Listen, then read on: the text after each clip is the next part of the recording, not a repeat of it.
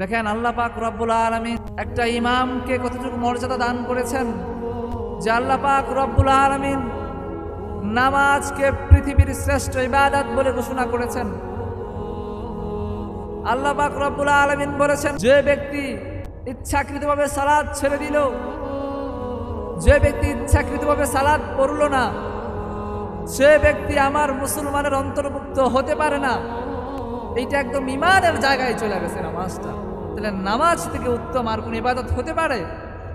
সেই সর্বশ্রেষ্ঠ ইবাদত নামাজের নেতৃত্ব স্থানে রেখেছেন আল্লাহ পাক রব্বুল আলামিন একজন আলেমকে, একজন জ্ঞানী ব্যক্তিকে।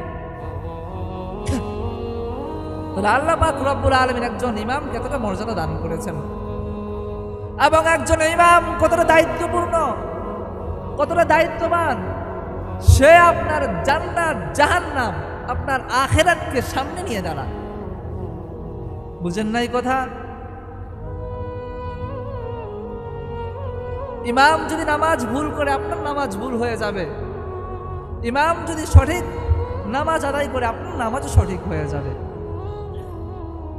আল্লাহ পাক রব্বুল আলামিন জামাতের সাথে নামাজ আদায় করাকে অত্যন্ত গুরুত্বপূর্ণভাবে আদেশ করেছেন,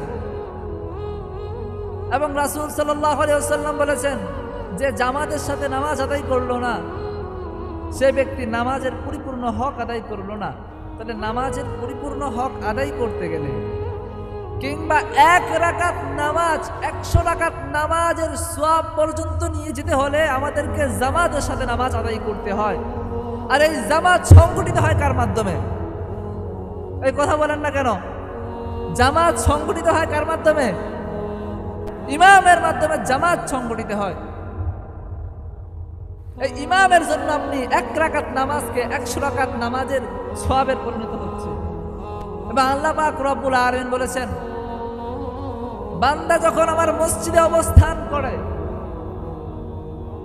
তখন বান্দা কেন সব থেকে উত্তম?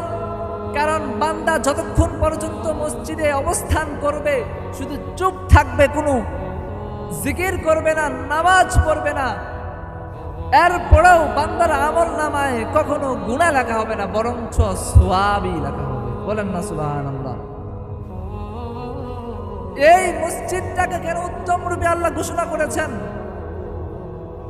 আল্লাহ পাক রব্বুল আলামিন বলেন, কোন বান্দা যদি জামাতের জন্য মসজিদে বসে বসে অপেক্ষা করে, ওই সময়টা ওই জামাতের নামাজের সওয়াবই লেখা হয়। বলেন না সুবহানাল্লাহ।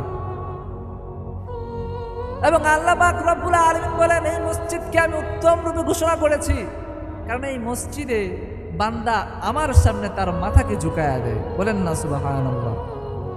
এই মসজিদে বান্দা আমার পায়ে সেজদা করে। এই জন্য আমি এই মসজিদকে উত্তম রূপে ঘোষণা করেছি। সুতরাং এই মসজিদের নেতৃত্ব যা দিবে, এই মসজিদে যে অবস্থান হবে, সেই অবস্থানরত মানুষগুলো আমার কাছে মহাদামি। আমার কাছে, আল্লাহর কাছে মহাদামি, মানে পুরো পৃথিবীর কাছে সে মহাদামি।